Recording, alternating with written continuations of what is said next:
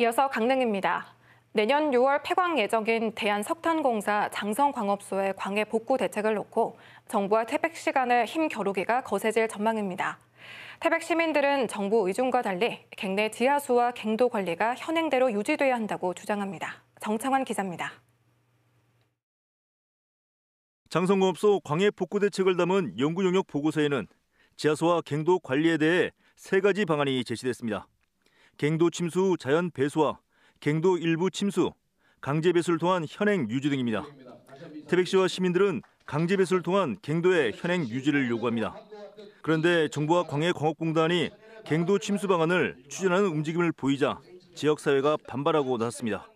장성광업소가 폐광되는 것도 가슴이 아픈데 소멸까지 시킨다면 우리는 어떻게 해야 되겠습니까? 그 많은 자산적 가치를 무시하고서라도 정부에서 강행을 한다고 한다면 결코 태백 시민들은 좌시하지 않을 것입니다. 석탄업을 대신할 대체 산업을 발굴 육성하기 위해선 폐갱 등 광산시설물을 활용해야 한다는 겁니다. 실제로 국토교통부 등 정부가 공모하는 일부 사업은 폐광 활용을 전제로 검토되고 있습니다.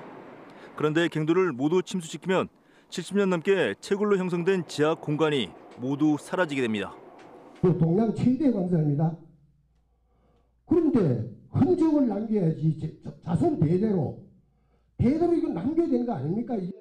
정부와의 협상력을 높이기 위해 태백 내부는 물론 다른 폐광 지역과 연대하는 공동 대응 기구를 마련해야 한다는 의견도 나왔습니다.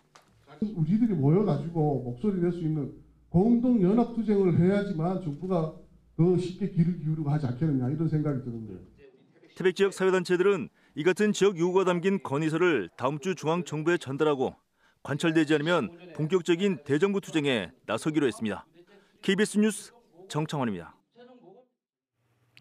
강릉 중소기업들이 생산한 물품들이 강릉 옥양을 통한 첫 러시아 수출길에 올랐습니다. 강릉 지역 기업 7곳에서 생산한 화장품과 식품 등을 실은 컨테이너선은 내일 오후 러시아 블라디보스토크항에 도착할 예정입니다. 수출된 물품들은 다음 달 10일부터 열흘 동안 러시아 현지 유통 전문점에서 판매됩니다.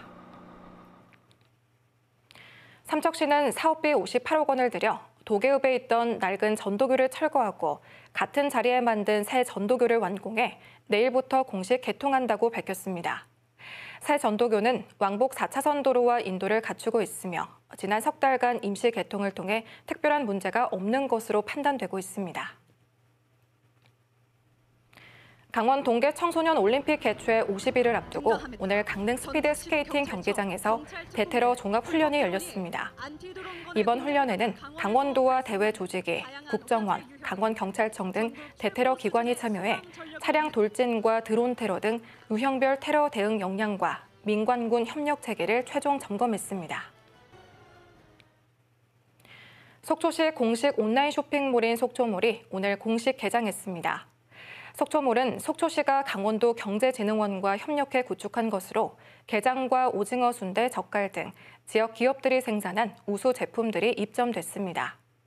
속초시는 속초몰 개장을 기념해 오늘부터 2주 동안 매주 월요일과 목요일 오전 10시에 전 품목 50% 할인 쿠폰을 제공하는 행사를 진행할 예정입니다. 지금까지 강릉이었습니다.